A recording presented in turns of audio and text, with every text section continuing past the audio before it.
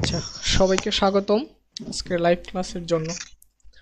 আচ্ছা, সবাই আমরা গত ক্লাসে যতটুকু করছিলাম সেটা একটু হালকা একটু রিভিউ করতে হবে।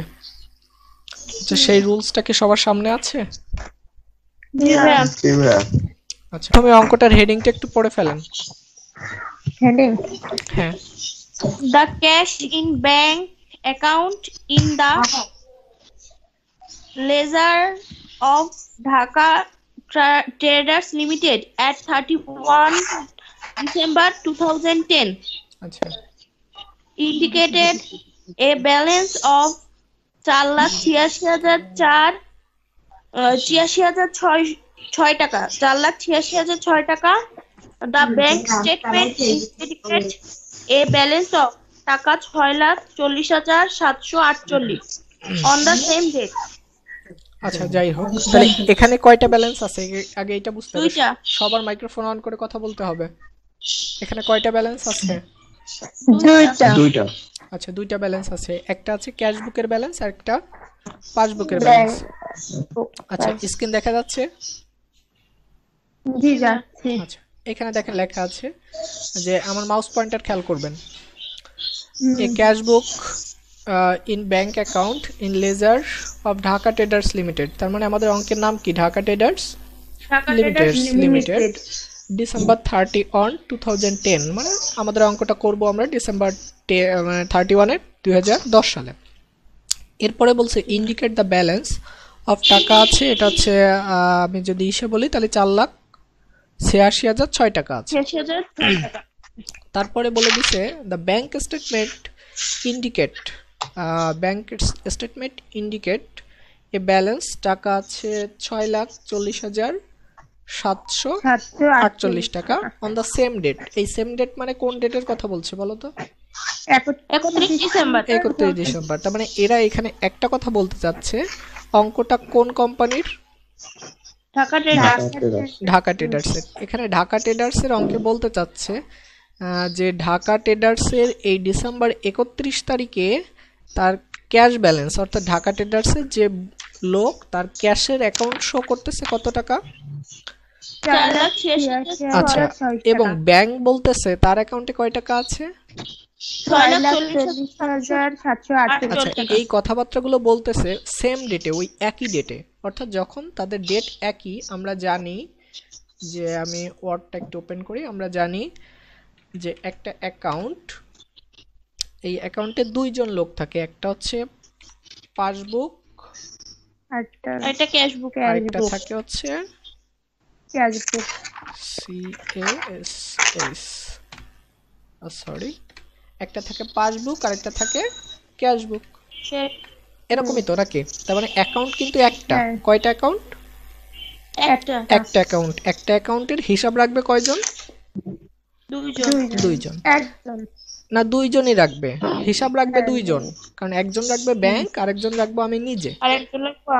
হ্যাঁ, তার মানে আমি যেটা রাখবো সেটা হচ্ছে ক্যাশ বুক, আর ব্যাংক যেটা রাখবে সেটার নাম বলবো আমরা কি?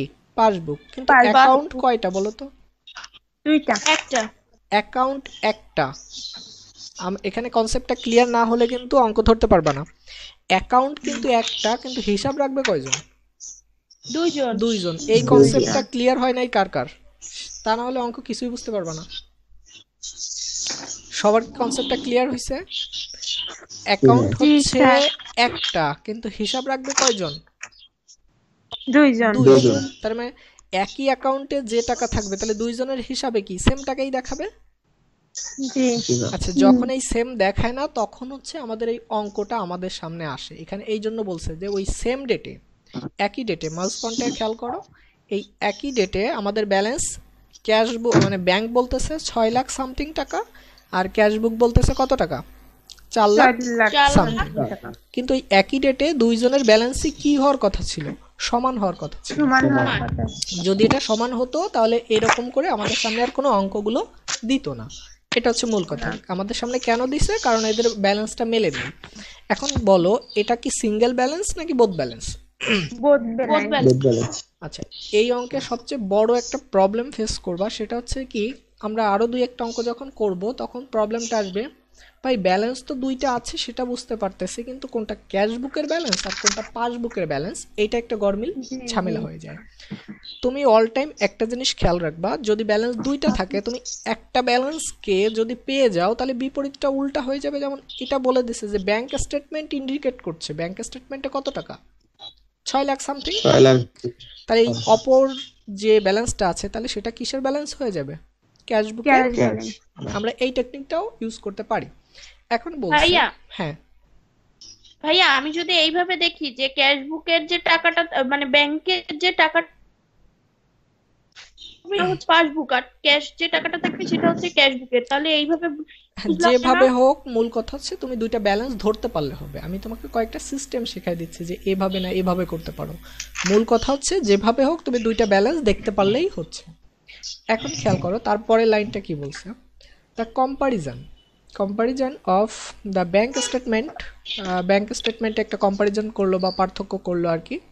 দ্য ক্যাশ বুক ডিসক্লোজ প্রদর্শন করলো, ডিসক্লোজ মানে কি প্রদর্শিত হওয়া বা দেখানো, যে cash book disclose the following reconciliation items, অর্থাৎ ব্যাংক স্টেটমেন্ট এবং ক্যাশ বুকের যে কম্পারিজনটা আছে সেটা ডিসক্লোজ করলো, প্রকাশ করলো। কি প্রকাশ করলো, এই যে 1 নম্বর প্রকাশ করলো, 2 নম্বর প্রকাশ করলো, 3 নম্বর, অর্থাৎ তার লেনদেনগুলোকে আমার সামনে প্রদর্শন করে দিল। তার কয়টা লেনদেন আছে, 1টা 2টা 3টা 4টা 5টা 6টা 7টা 8টা লেনদেন। আচ্ছা এই 8টা লেনদেন মানে কি সবগুলো কি সঠিক আছে না ভুল আছে? ভুল আছে। হ্যাঁ, মাথার ভিতরে এটা সেট আপ করে নিতে হবে। এখানে আমার সামনে যতগুলো লেনদেন দিবে এই প্রত্যেকটা লেনদেনে ভুল আছে। সঠিক থাকলে কি আমার কাছে দিত? না। আমার কাছে দিত না। সঠিক থাকলে আমার কাছে দিবে না। এখন আমরা খেয়াল করব আমাকে কি করতে বলছে অঙ্কটায়। ইনস্ট্রাকশনে বলছে the bank reconciliation statement using the form where both cash book and bank statement balance both are corrected balance। এই corrected balance মানেই হচ্ছে আমাদের কোন ব্যালেন্স বলো তো? Both balance. অর্থাৎ কারেক্টেড ব্যালেন্স মানে হচ্ছে বোথ ব্যালেন্স, কারণ বোথ ব্যালেন্স আমরা লাস্টে কি লিখে দিই, কারেক্টেড ব্যালেন্স লিখি না? আমার কথাটা কি ক্লিয়ার হইছে? বোথ ব্যালেন্স মানেই হচ্ছে কোন ব্যালেন্স, কারেক্টেড ব্যালেন্স। কারণ দুইটা ব্যালেন্স আমরা যখন সংশোধন করে দিই সেটাই হচ্ছে কারেক্টেড ব্যালেন্স। তার মানে আমাকে অঙ্কটা কিসে করতে বলছে, সিঙ্গেল নাকি বোথ? Both balance. আচ্ছা এবার আরেকটা জিনিস একটু খেয়াল করো, যদি অঙ্কটা এমন ভাবে আসতো, এখানে কোনো কিছু বললো না যে ব্যাংক রিকনসিলিয়েশন স্টেটমেন্ট শুধুমাত্র করতে বলছে, কোন মেথডে করতে বলছে সেটাও বলেনি, তখন আমরা কি করব? যে দুইটা অ্যাকাউন্ট তখন আমরা বুঝে নেব বোথ ব্যালেন্স হ্যাঁ, এটা করতে কারণ হবে। তখন আমরা বুঝে নিব যে আমাদের ব্যালেন্স আছে দুইটা, সুতরাং আমরা করব কি সে বোথ ব্যালেন্স। তার মানে এদের এই এক্সট্রা এই কথাবার্তাগুলো না বললেও আমরা কিসে করতাম, বোথ ব্যালেন্সেই অঙ্কটা করতাম। আর আমাদের 2 নম্বরে কি করতে বলছে, journal entries to rectify the cash book balance. আমরা এটা পরে শিখছি, আমরা আগে এই নাম্বারটা স্টার্ট করি। তার মানে প্রথম কথা, ঢাকা ট্রেডার্সে দুইটা ব্যালেন্স দেওয়া আছে, তাহলে আমরা গত দিনের মতো করে আমরা একটা ছক ওপেন করে ফেলি, ঠিক আছে? গত দিনের মতো করে আমরা একটা ছক ওপেন করব। তোমাদের কি করা হয়ে গেছে? জি ভাইয়া। আচ্ছা আমাদের আচ্ছা আমাদের ফরম্যাট ওকে, সবকিছু ওকে হয়ে গেছে। আমি একটু জুমটা একটু কমাই নিই, তাহলে আমার জন্য সুবিধা হবে। 100% দিলে দেখা যাচ্ছে তো? যাচ্ছে। আচ্ছা এবার আমরা একটু পড়বো, আর তোমরা কিন্তু যখন খাতায় করবা পুরো পেজটাকে ছক করবা, ঠিক আছে? আমার তো এখানে স্পেস দিলে জায়গা বাড়বে কমবে সেটা আমি করতে পারবো, কিন্তু তোমাদের তো কাটাকাটি করা লাগবে না, ঠিক আছে? এই জন্যই তোমরা পুরোটুকু নিয়ে করবা। আমার যতটুকু লাগে আমি ততটুকু নিলাম। প্রথম এন্ট্রিটা আমরা একটু পড়বো, একেবারে ফার্স্ট এন্ট্রি কি বলছে? Cheque issued but presented 2,02,687। আচ্ছা বলছে চেক ইস্যু। চেক ইস্যু মানে কি? চেক পাইছি নাকি দিছি? চেক দিছি। দিছি। চেক ইস্যু করা মানে হচ্ছে চেক প্রদান করা। আচ্ছা একটু বলো তো চেক ইস্যুটা আমরা কাদের করি? এটা কিন্তু সব নিজের নিজের মনে করবা যে এগুলো সব লেনদেনগুলো তুমি করছো, তুমি চেক ইস্যু করছো, তুমি কাকে চেক ইস্যু করবা? ব্যাংকে। দেনাদারকে। দেনাদারকে না পাওনাদারকে? পাওনাদারকে। কারণ চেক ইস্যু কেন করো? সে টাকা পাবে তাই। যুক্তিতে আসো যে চেক ইস্যুটা কেন করি, কারণ সে আমার কাছে টাকা পাবে, এজন্য আমি তাকে চেক দিচ্ছি। তাহলে কে টাকা পাবে? পাওনাদার। তার মানে পাওনাদার। হ্যাঁ, তার মানে চেক ইস্যু বলতে বোঝাচ্ছে এটা হচ্ছে পাওনাদারকে আমরা একটা চেক দিছি। চেক ইস্যু করছি কিন্তু সেটা ব্যাংকে এখনো উপস্থাপন হয় নাই 2,02,687 টাকা। আচ্ছা তাহলে আমরা শিখছিলাম ইস্যু চেক কোন বুক থেকে মাইনাস হয়? পাসবুক থেকে মাইনাস হবে। পাসবুক থেকে মাইনাস, তাহলে আমরা এই ঘরে লিখবো পাসবুক থেকে মাইনাস লিখবো, তার মানে লেখো issue cheque. Issue cheque. Issue check. Cheque বানানটা একটু বলো তো, সিএইচ এ সিকে? সিএই না CK সি, হ্যাঁ হ্যাঁ ভাইয়া ঠিক আছে। সিএইচ এ সিকে তাই তো? হ্যাঁ CHE না ECK সিএইচ ইস্যু ই হবে সিকে। CHECK। আচ্ছা ইস্যু চেক শুধু এটুকুই লিখলে হবে। হ্যাঁ এখানে অতটা বিবরণও দরকার হবে না। ইস্যু চেকস বা চেক দিতে পারো বা চেক দিতে পারো, যেটাই হোক। ইস্যু চেকস কয় টাকা চেক? 2,02,687 টাকা। আচ্ছা আমরা একটু লিখে ফেলি। আচ্ছা ইস্যু চেক 2,02,687। আমি কোনো অ্যামাউন্ট ভুল লিখি কিনা এটা একটু খেয়াল রাখবা, ঠিক আছে? অনেক সময় ভুল আমি লিখতে পারি, ঠিক আছে? আচ্ছা তার মানে এবার আমরা যে সিস্টেমটা করব খেয়াল করো, এই যে ইস্যু চেক লিখছি না, এই যে আমার মাউস পয়েন্টার খেয়াল করো। আচ্ছা এইখানটাই ইস্যু চেকের সামনে আমরা একটা ব্র্যাকেট দেব, ব্র্যাকেট দিয়ে আচ্ছা এখানে একটু ব্র্যাকেট দেব, ব্র্যাকেট দিয়ে এটা কয় নাম্বার লেনদেন ছিল? 1 নাম্বার। আমরা এটাকে এ নাম্বার দিয়ে আটকাই দিই, তাহলে আমরা বুঝতে পারবো না এটা আমাদের সিরিয়াল অনুযায়ী কোথায় ছিল, এ নাম্বারে। হ্যাঁ পরীক্ষার খাতাও কি হ্যাঁ এভাবে হ্যাঁ করব? সেম পরীক্ষার খাতাও এভাবেই করব, কারণ আমি যখন জাবেদা করতে যাব সেকেন্ড রেকর্ডে তখন আমার এই পয়েন্টগুলো আমাকে অনেক হেল্প করবে। আজকে আমি দেখাই দিব কিভাবে জাবেদা এটা ডান সাইডে না দিয়ে বাম সাইডে তো দেয়া যায় এটা। বাম সাইডে দিলে কেউ মনে করবে না যে এটা সিকোয়েন্স মেইনটেইন করছে, এই জন্য আমি বাম সাইডে দিচ্ছি না, এই জন্য আমরা ডান সাইডে দিচ্ছি। এরপরে আমরা বি নাম্বারটা পড়বো। A deposit of টাকা 89,017 on 31 December did not appear on the bank statement of December. আচ্ছা খেয়াল করো, একটা ডিপোজিট অফ টাকা, ডিপোজিট মানে কি জমা নাকি তোলা? জমা। জমা, এটা কিন্তু বুঝতে হবে। এই ছোট ছোট একটু মিনিং না করতে পারলে কিন্তু অঙ্ক করাটা টাফ হয়ে যাবে।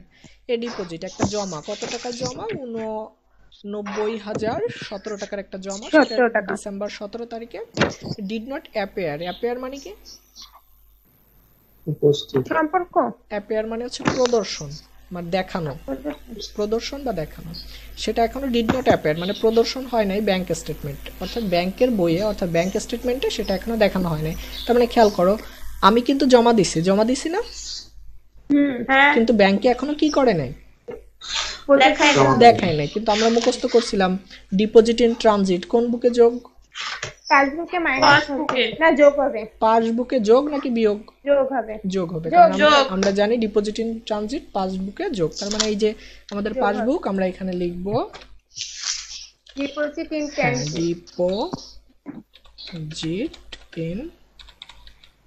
ভাইয়া দেখো আপনি অঙ্ক করতেছেন তা কই দেখা যাচ্ছে না? এখন আসছে। হ্যাঁ এখন আসছে। আচ্ছা একটু স্লো হতে পারে নেট কানেকশনের জন্য। আচ্ছা এটা সিকোয়েন্স নাম্বার ছিল বি, সরি বি নাম্বার। আচ্ছা তাহলে কত টাকা জমা আমরা দেখাই নেই? 89,017 টাকা। আচ্ছা 89,017 টাকা। আচ্ছা এই টাকাটা সোজা কি এটাকে আমাদের নিচে নেমে গেছে, একটু দেখো তো। হ্যাঁ এবার ঠিক আছে তাই না? এখন ঠিক আছে। এবার ঠিক আছে না, এটা লাইনের সোজা? জি এখন ঠিক আছে। ঠিক আছে, আগের বার উপরে চলে গেছিল। আচ্ছা তাহলে এটা আমাদের বি নাম্বার শেষ। আচ্ছা আমি আবার একটু রিকল করি, ইস্যু চেক বা আউটস্ট্যান্ডিং চেক কি বললাম? ইস্যু চেক অথবা আউটস্ট্যান্ডিং চেক, এটা পাসবুক থেকে মাইনাস হয়। ডিপোজিট ইন ট্রানজিট পাসবুকে কি হয়? যোগ। এই দুটোই আমরা সমাধান করলাম।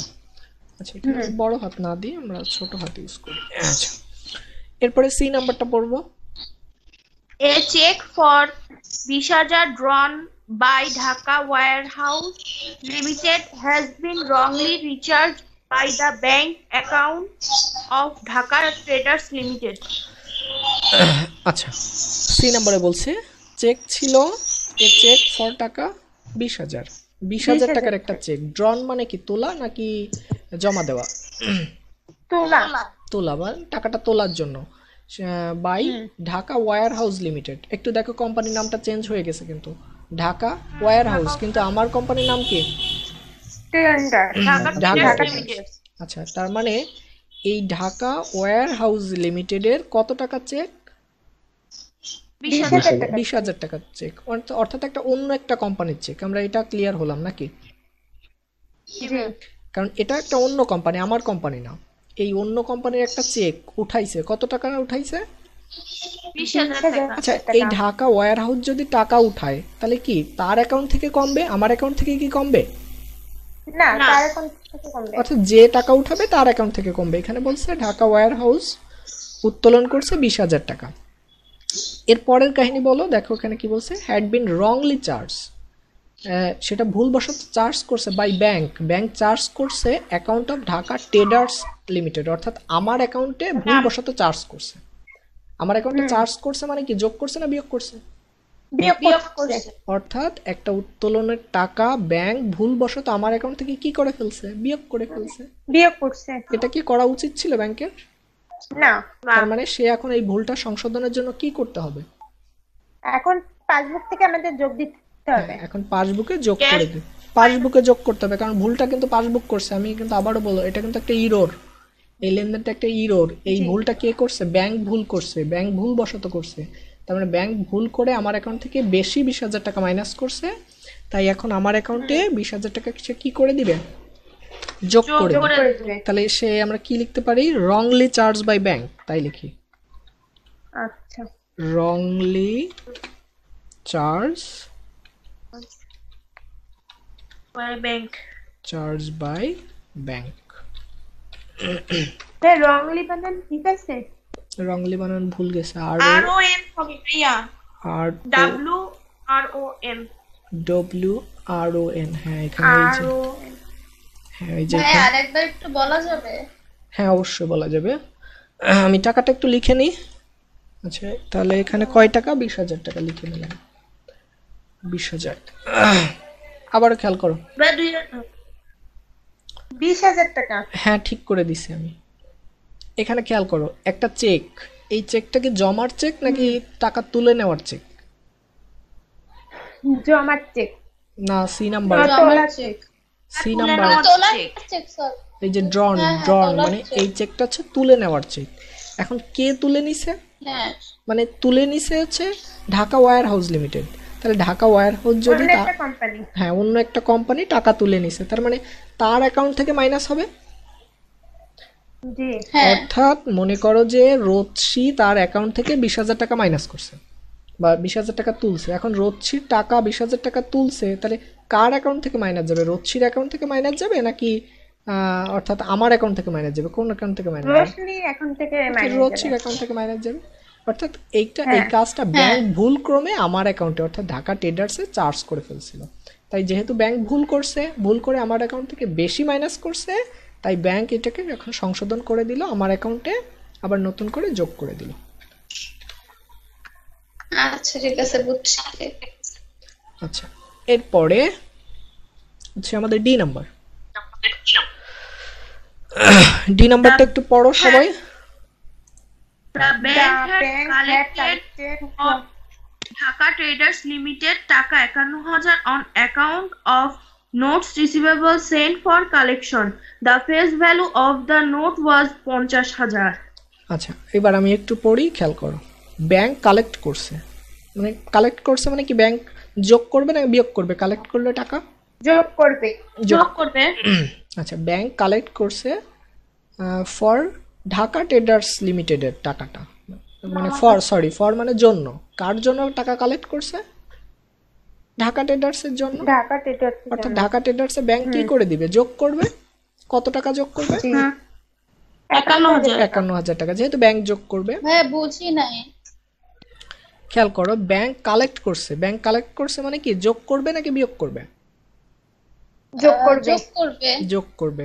আচ্ছা, এই কালেক্ট করছে ফর ঢাকা ট্রেডার্সের জন্য কালেক্ট করছে 51,000 টাকা, অর্থাৎ ঢাকা ট্রেডার্সের জন্য 51,000 টাকা কালেক্ট করছে। তার মানে ঢাকা ট্রেডার্সের অ্যাকাউন্টে কত টাকা যোগ করে দিবে? সে 51,000 টাকা যোগ করে দিবে। আচ্ছা, এরপরে on account note receivable send for collection, এটা ছিল একটা নোট রিসিভেবলের টাকা। তার মানে নোট রিসিভেবলের টাকাটা কালেক্ট করার জন্য মানে অর্থাৎ ব্যাংক কালেক্ট করছে 51,000 টাকা। এখন মানে এরপর- দেনাদারের কাছ থেকে কালেক্ট করছে এটা এটা দেনাদার না, প্রাপ্য বিল। হ্যাঁ, প্যাপো।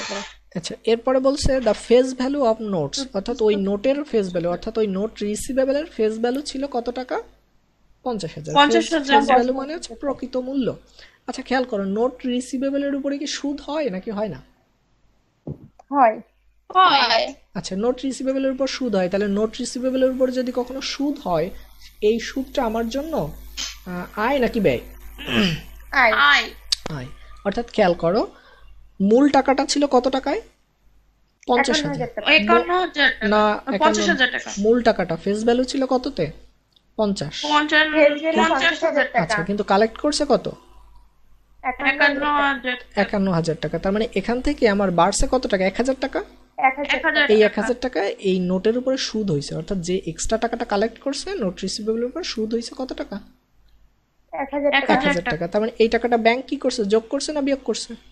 যোগ যোগ করছে। করছে যোগ করছে। আচ্ছা খেয়াল করো, এই টাকাটাকে ব্যাংক যোগ করছে, তার মানে এটা তো আমারই টাকা, আমারই একটা টাকা, সেটা ব্যাংক যোগ করছে। তার মানে আমি এই যে এখন পড়ে জানতে পারলাম, খেয়াল করো এর আগে কিন্তু আমি জানিনি যে ব্যাংক এই কাজটা করছে। আমি এই লেনদেনটা পড়ার পরে জানতে পারলাম যে আমার এমন একটা টাকা ছিল সেটা ব্যাংক যোগ করছে, আমি করিনি।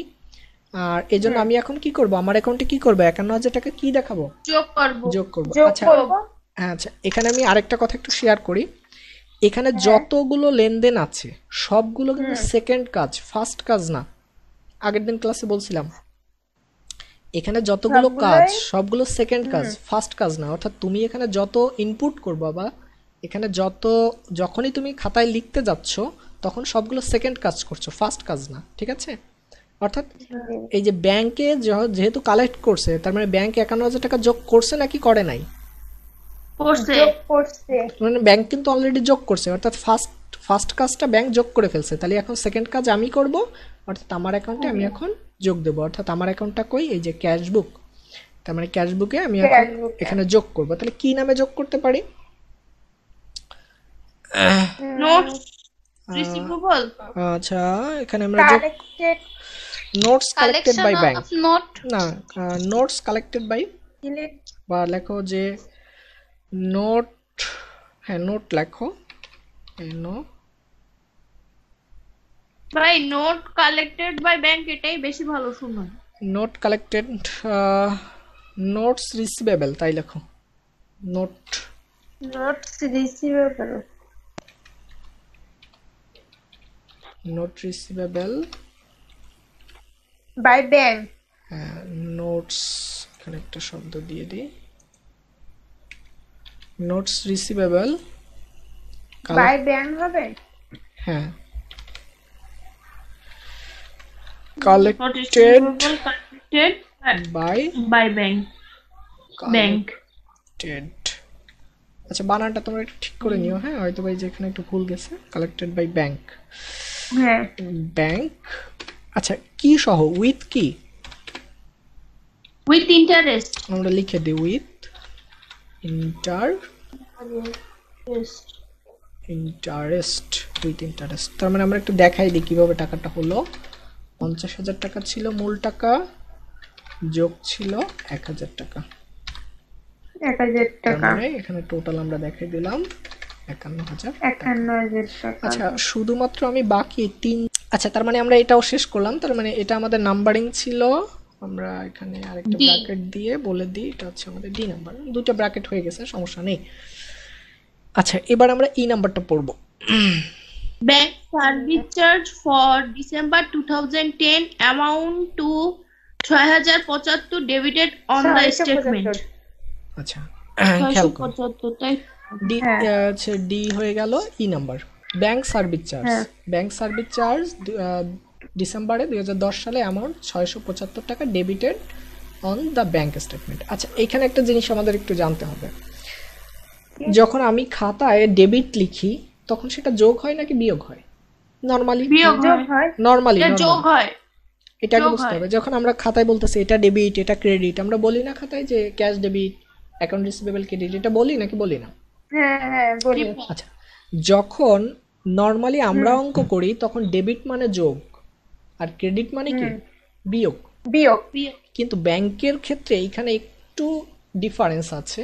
ব্যাংক যদি কখনো ডেবিট করে তার মানে বুঝতে হবে ব্যাংকের ভাষায় ডেবিট করা মানে হচ্ছে বিয়োগ করা।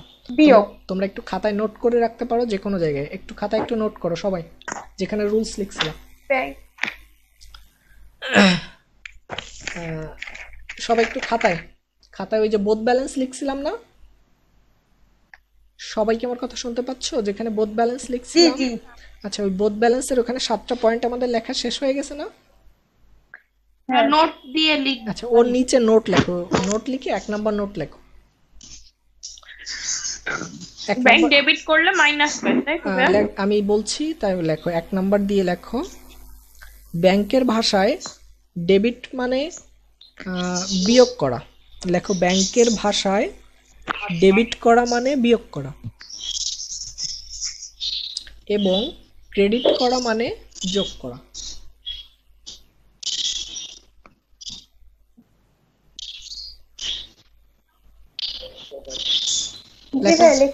হ্যাঁ সবার লেখা হয়ে গেছে? ডেবিট মানে বিয়োগ আর ক্রেডিট মানে যোগ। তার মানে এটা নোট নাম্বার 1। আমি কিন্তু এখানে আরো কয়েকটা নোট লিখবো, কিন্তু কয়টা নোট লিখছি? একটা নোট লিখছি কেবল। তবে নোট নাম্বার 1-এ আমরা লিখছি ব্যাংকের ভাষায় ডেবিট করা মানে যোগ আর ক্রেডিট করা মানে কি বিয়োগ। বিয়োগ। আচ্ছা তার মানে ব্যাংক সার্ভিস চার্জ যোগ হয় নাকি বিয়োগ হয়? বিয়োগ হয়। তাহলে ব্যাংক এই জন্য লেখো, এই জন্য ব্যাংক এখানে ডেবিটেড শব্দটা অ্যাড করছে। এই জন্য ব্যাংক এখানে কোন শব্দ অ্যাড করছে? ডেবিটেড শব্দ। অর্থাৎ ব্যাংক এটা চার্জ করছে মানে সে ডেবিট করছে। আচ্ছা ব্যাংক সার্ভিস চার্জ কে আগে বিয়োগ করে, আমি নাকি ব্যাংক? আমি bank bank service charge bank আগে বিয়োগ করে, বিয়োগ করার পরে আমাকে এসএমএস দেয় যে ভাই আসসালামু আলাইকুম, আপনার অ্যাকাউন্ট থেকে এত টাকা করে কেটে নিলাম, এরকম একটা এসএমএস দেয় আমাদের। হ্যাঁ মোবাইলের মতনই মনে করেন এটা। হ্যাঁ সেটাই, মোবাইলে অনেক সময় তাই না? ডেবিটেড শব্দটা বলে। তার মানে ব্যাংক চার্জ করছে। তার মানে আমরা কিন্তু নোটে লিখছিলাম আদার চার্জ, যে কোনো চার্জ, ব্যাংক চার্জ কোন বুক থেকে মাইনাস হয়? ক্যাশ বুক থেকে। সবাই মনে না থাকলে রুলসটা দেখতে হবে। ব্যাংক সার্ভিস চার্জ লেখা ছিল, আমার পিডিএফটা নেই বা আমি খুঁজে পাচ্ছি না, তাহলে তো আমি এখানে স্ক্রিনে দেখাতে পারতাম। ক্যাশ থেকে মাইনাস। আচ্ছা ক্যাশ বুক থেকে মাইনাস হয়, মাইনাস যাবে। হ্যাঁ অর্থাৎ আমাদের ওই পিডিএফটা গত ক্লাসে আমাদের শো করা আছে, তাই না? জি জি ভাই। আচ্ছা তার মানে আমরা এখন ক্যাশ বুক থেকে মাইনাস করে দিব। তার মানে এই যে আমাদের ক্যাশ বুকের ঘর, এখান থেকে আমরা লেস করব। তাহলে কি নামে লেস করব বলো? Bank service charge. Bank service charge বা bank charge. Bank service charge. হ্যাঁ service charge, bank service charge. এটা দাগ নাম্বার হচ্ছে 675 টাকা। এটা হচ্ছে ই নাম্বার, তাই না? জি ভাই। এটা হচ্ছে ই নাম্বার, তার মানে এখানে আছে 675 টাকা। 75। তাহলে ই হয়ে গেল। এরপরে হচ্ছে আমাদের এফ নাম্বার। তাহলে এফ নাম্বারটাই আমরা, আচ্ছা একটু খেয়াল করো, যদি এটা 1 ঘন্টা পরে কেটে যায় আমাদের লাইনটা, ঠিক আছে? হ্যাঁ হ্যাঁ। 1 ঘন্টা পরে কেটে যেতে পারে এই মিটিংটা, এই ক্লাসটা কেটে যেতে পারে 1 ঘন্টার পরে। যদি কেটে যায় তাহলে আবারও আমি ক্লাস অ্যাটেন্ড করব, তোমরা আবারও জয়েন করবে, ঠিক আছে? জি ঠিক আছে। আচ্ছা ই নাম্বারের পরে আমাদের এফ নাম্বার। এবার এফ নাম্বারটা একটু পড়ি, কি বলছে?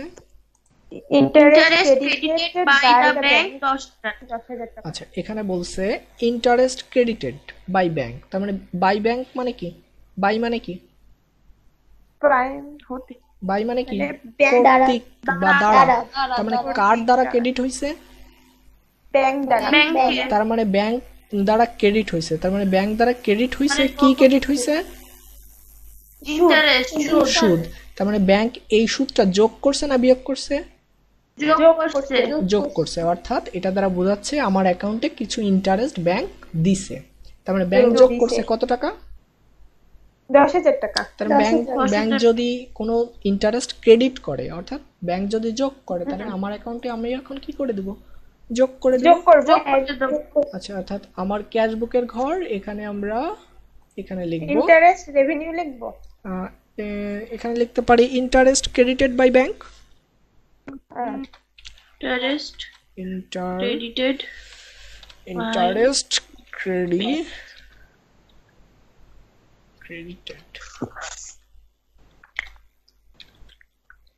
credited by bank. Step number এটা হচ্ছে আমাদের এফ নাম্বার, 10,000 টাকা। অর্থাৎ আমরা এখানে লিখব 10,000। 10,000 1000 হয়েছে, হ্যাঁ এবার 10,000 হয়েছে। তার মানে এফ হয়ে গেল। এরপরে হচ্ছে হ্যাঁ, জি এবার নাম্বার। জি। আচ্ছা, জি নাম্বার লেখার আগে আমরা যেখানে নোট লিখছিলাম না, কেবল এক নাম্বার নোট লিখছিলাম, কি নোট লিখছিলাম জি একে? জি যে ব্যাংকের ব্যাংকের ভাষায় ভাষায় ডেবিট বিয়োগ আর করা ক্রেডিট মানে মানে মাইনাস আর আচ্ছা সাদিয়া একটু কথা বলেন। সাদিয়া কি লিখছিলাম ভাইয়া বলেন। ব্যাংকের ভাষায় মানে হলো মাইনাস করা আর ক্রেডিট মানে হলো যোগ করা। আচ্ছা, ওইখানে আমরা এক নাম্বার লিখছিলাম, এবার হচ্ছে আমরা 2 নাম্বার লিখবো নোট। 2 নাম্বার নোট লেখো সবাই, 2 নাম্বার দিয়ে লেখো কাস্টমার চেক। লেখো কাস্টমার চেক। এখানে বানানটা একটু দেখে নাও, এই যে জি নাম্বার লেখা আছে কাস্টমার চেক। লিখছো? বানানটা একটু দেখে নাও, স্ক্রিনে দেখা যাচ্ছে কাস্টমার। CUSTO হ্যাঁ TON স্ক্রিনে দেখে নাও, স্ক্রিনে দেখানো যাচ্ছে, এই যে আমার মাউস পয়েন্টার এনে সমস্যা না ভাই, আমাদের মুখস্থ আছে এটা। ঠিক আছে, লেখো কাস্টমার চেক মানে, বাংলায় লিখবা কাস্টমার চেক মানে প্রাপ্ত চেক। প্রাপ্ত চেক। চেক প্রাপ্ত চেক। চেক আর কমা দিয়ে লেখো হ্যাঁ ইস্যু চেক।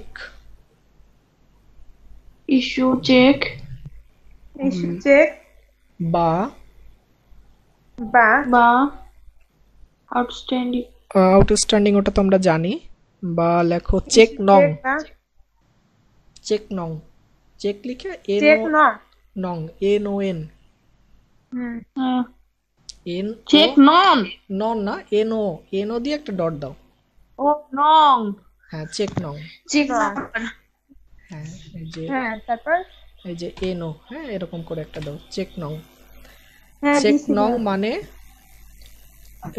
প্রদানকৃত চেক। মানে প্রদান প্রদান আরে বাবা কাজ করতে। প্রদানকৃত চেক। চেক। তার মানে আমরা লিখলাম কাস্টমার চেক মানে কি প্রাপ্ত চেক, প্রাপ্ত চেক। ইস্যু চেক মানে আর ইস্যু চেক বা চেক Customer নং check মানে হচ্ছে মানে? প্রদানকৃত চেক। হ্যাঁ তার মানে এগুলো মুখস্থ রাখতে হবে, তাহলে আমাদের অঙ্ক করার জন্য সুবিধা হবে। আচ্ছা তাহলে হ্যাঁ এই যে এখানে একটা কাস্টমারের চেক, তার মানে এই চেক আমি পাইছি নাকি দিছি? এটা হচ্ছে আমি পাইছি। প্রাপ্ত চেক কত টাকার চেক? হ্যাঁ এটা 900 900 টাকায় had কিন্তু been ভুল কমে entered 990 লেখছে। as টাকা 90 লেখা হয়েছে কয় টাকায়? 90 টাকা 90 লেখা টাকা। হয়েছে। By the depositor. By the depositor. Depositor মানে কি? Depositor। কোন বুক? হচ্ছে Passbook। ডিপোজিটের মানে পাসবুক। ডিপোজিটর মানে ক্যাশ বুক। ও ক্যাশ বুক বলে। ও আচ্ছা সরি ভাইয়া। কার ফোনে এরকম? ডিপোজিটর মানে কোন বুক? ক্যাশ বুক। ক্যাশ বুক। আচ্ছা ক্যাশ বুক। তার মানে এই কাস্টমারের চেক 900 টাকার চেক ক্যাশ বুকে কয় টাকা লেখা হয়েছে? 90 টাকা। 90 টাকা। এখন বলো তো সঠিক টাকা কোনটা, 900 নাকি 90? 900 টাকা। 900 টাকাই সঠিক। এখন এটা কিন্তু তোমার বুঝতে হবে এখানে 900 টাকা সঠিক নাকি 90 টাকা সঠিক। আবারও 900 টাকা 900 টাকা সঠিক, কারণ কাস্টমারের চেকটা হ্যাঁ। ছিল 900-তে, সেটা ভুলক্রমে ক্যাশ বুক লিখছে কত? 90। 90 তাহলে ব্যাংক কি 90 লিখছে? না না ব্যাংক কত লিখছে? ব্যাংক তো 900ই লিখছে, 900 লিখছে। কারণ ব্যাংক সঠিকটাই লিখছে। তার মানে খেয়াল করো, তার মানে ব্যাংক যোগ করছে কত টাকা? 900 টাকা। 900 টাকা। তার মানে আমাদেরও এখন কয় টাকা যোগ করতে হবে? 900। 900 কিন্তু টাকা। আমি অলরেডি কয় টাকা যোগ করছি? 90 টাকা। 90 টাকা। তার মানে আমি কয় টাকা কম যোগ করছি? 810 টাকা। 810 টাকা। তাহলে 810 টাকা আমি এখন কি দেখাবো, যোগ নাকি বিয়োগ? লেস যোগ। যোগ লেস দেখাবো। দেখাবো। যোগ যোগ দেখাবো। কেন? ও আচ্ছা আচ্ছা আচ্ছা বুঝতে ঠিক আছে পারছেন ঠিক আছে সবাই? ভাই বুঝছি। হ্যাঁ হ্যাঁ সাদিয়া বুঝছেন? হ্যাঁ ভাই বুঝছি। রাহাত? আচ্ছা তাহলে আমরা লিখব, এখানে আমরা কি লিখতে পারি? তাহলে আমরা লেখার ক্ষেত্রে লিখতে পারি কাস্টমার চেক কাস্টমার চেক লেখো, COUS, customer cheque, cheque CHE, এই চেক বানান কি? CHECK CHECK, আপনি কাস্টমার কাস্টমার ভুল করেছেন। Customer CO। ভাই সবাই একটু বুঝে নাও সমস্যা কি? CUS হবে। আচ্ছা দেখে নি, ওটা হবে না, শুধু ইউ হবে। CO ও হবে না, CUS, CU ভাই হইছে, একটু লেখে, একটু বস তোরা বাবা। Customer cheque. কাস্টমার চেক কম লেখা হয়েছে না বেশি লেখা হয়েছে? কম লেখা হয়েছে। তাহলে লিখবো understated, customer cheque understated. আচ্ছা এই প্রবলেমগুলো সলভ করা যাবে, আমি এখানে আমার মনে নেই এখানে কিভাবে জানি গ্রামার দিয়ে এটা সেট আপ করে দেয়, আমি এটা কালকে ঠিক করে ফেলবো। তাহলে এটা নাম্বার ছিল কত? G number. জি জি নাম্বার, এটা নাম্বার ছিল হচ্ছে আমাদের জি। তাহলে আমরা একটু দেখাই দিই। হ্যাঁ আচ্ছা এখানে দেখাই দিই, 900 minus minus 90 90 is equal to, এটা হচ্ছে জি নাম্বার। তার মানে এটা আমরা দেখাই দিই 810 টাকা। এরপর লাস্ট নাম্বার আমাদের হচ্ছে এইচ নাম্বার। এর check issue for 392 has been entry in the cash book as 329 টাকা। আচ্ছা এই যে চেক ইস্যু, চেক ইস্যু মানে কি এই চেক পাইছো নাকি দিছো? চেক দিছি, ইস্যু মানে পাইছি। না না না এই চেক, DCI আচ্ছা আমি দিছি, কত টাকা চেক দিছি? 392 টাকা। আচ্ছা আমি যদি 392 টাকা চেক দিই তাহলে আমার অ্যাকাউন্ট থেকে কত টাকা মাইনাস যাবে? 392 টাকা। হ্যাঁ কিন্তু কিন্তু আমি 330 টাকা। লেখার সময় লিখছি কত টাকা? এই যে বলছে ইন্টার 329 টাকা। 329 টাকা। 29 টাকা। তার মানে আমি কি কম বিয়োগ করছি না বেশি বিয়োগ করছি? কম। কম বিয়োগ করছি। তার মানে কত টাকা কম বিয়োগ করছি?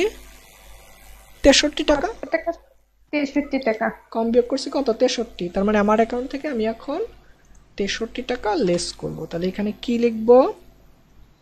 এটা চেকটার নাম হচ্ছে ইস্যু চেক। Issue check.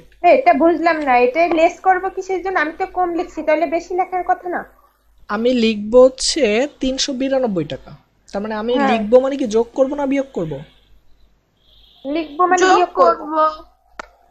বিয়োগ করবো। বিয়োগ করব বিয়োগ। Issue cheque. হ্যাঁ, তার মানে বিয়োগ আমি করব। বিয়োগ করব 992 টাকা, কিন্তু আমি মাত্র 92 বিয়োগ টাকা। করছি 329 টাকা, অর্থাৎ 63 টাকা কম বিয়োগ করছি।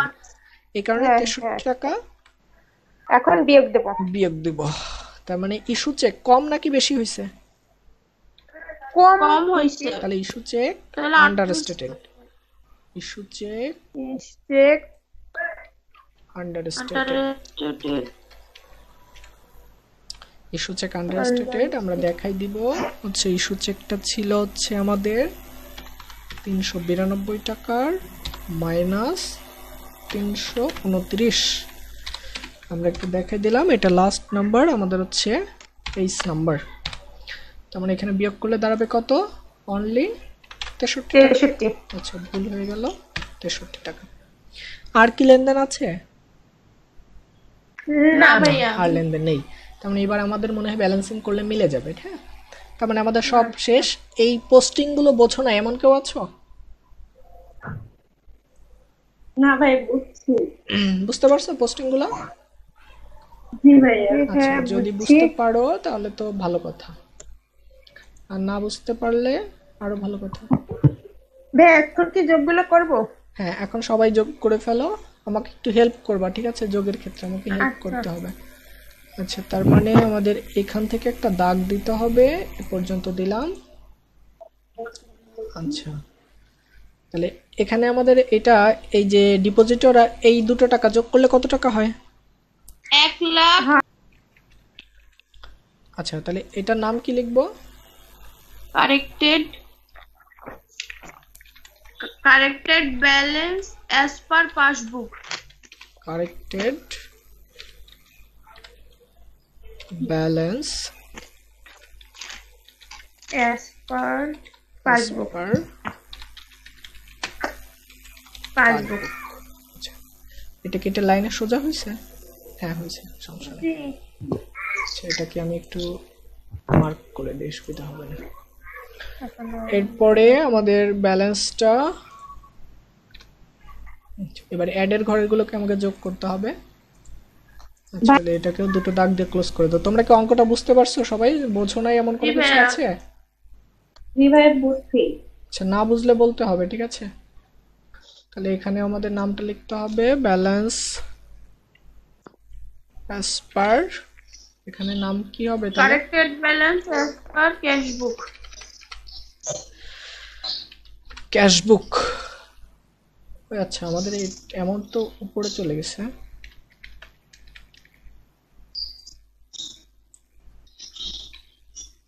passbook হবে আচ্ছা, ঠিক আছে। CASS। আচ্ছা, বোঝো না এমন কোনো কিছু আছে লেনদেন এখানে? ভাই জি নাম্বারটা একটু আরেকবার বোঝাই। আচ্ছা, জি নাম্বারটা, তাই তো? আচ্ছা, দিচ্ছি আমি। তার মানে এটা আমাদের রেকর্ড কত ছিল? আর কিউ রেকর্ড ছিল হচ্ছে আমাদের এ এ বা 1 নাম্বার, যাই দাও, বা এ দাও বা 1 দাও, যা দিলাম দিলাম। আচ্ছা, কত নাম্বার বলছো? G number. G number, G number, G number আমরা একটু দেখে নিই। হ্যাঁ, জি নাম্বারটা পড়েন, কি বলছে? কাস্টমার চেক ফর দ্য 900 টাকা হ্যাড বিন এন্টার্ড অ্যাজ টাকা 90 by the depositor. By the depositor মানে কি? ওইটাই তো মানে বাই দ্য ডিপোজিটর মানে ক্যাশ বুক, ডিপোজিটর মানে কোন বুক? Cash book. বাই মানে কর্তৃক বা দ্বারা, তার মানে কার দ্বারা হইছে? ডিপোজিটর দ্বারা। এখানে বলছে কাস্টমার চেক। কাস্টমার চেক মানে এই চেক কি আমি পাইছি নাকি দিছি?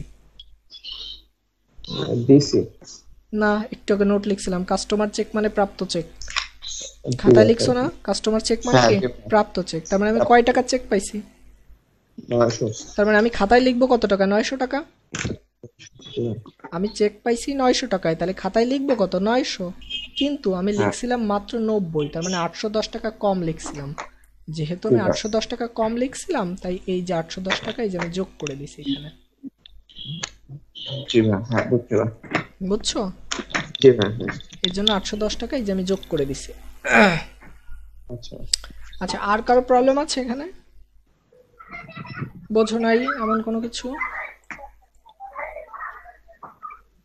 ভাই আমার তো নাই। আচ্ছা, যদি বুঝে থাকো সবাই, তাহলে কি আমরা নেক্সট ভাই একটা বাসার কাজ দিলে তো হয়। আচ্ছা, আমি কি এটা জার্নাল আজকে করাই দিব নাকি আজকে এখানেই থাকবে? সবাই রাজি থাকলে দিন। দেখো সবাই। ভাইয়া, হ্যাঁ বলেন। ক্যাশ বুকে তো মোটে আছে হচ্ছে 1 2 3 4টা 5টা জার্নাল, তো 5টা করে দেন।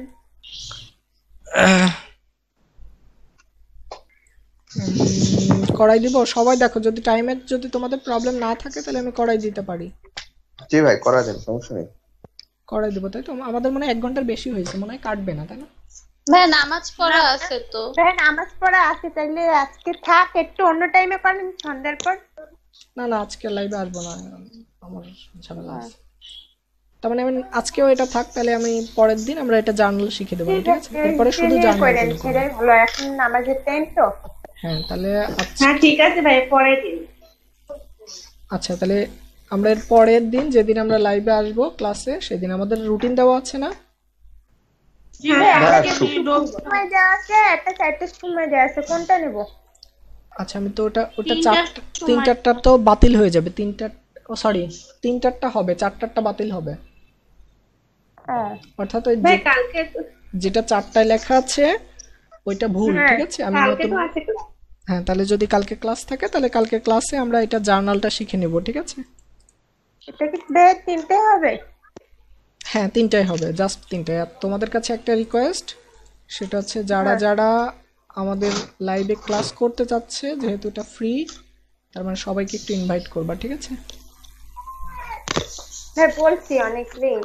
আচ্ছা হ্যাঁ দেখো সবাই আসে কিনা, ঠিক আছে। এখন তোমরা মূল কথা হচ্ছে কেউ তোমরা কেউ কেউ কেউ বলে কি যে অঙ্ক করে আমার একটু দিস, তাই বলে, তার দিলে কি তারা বুঝে?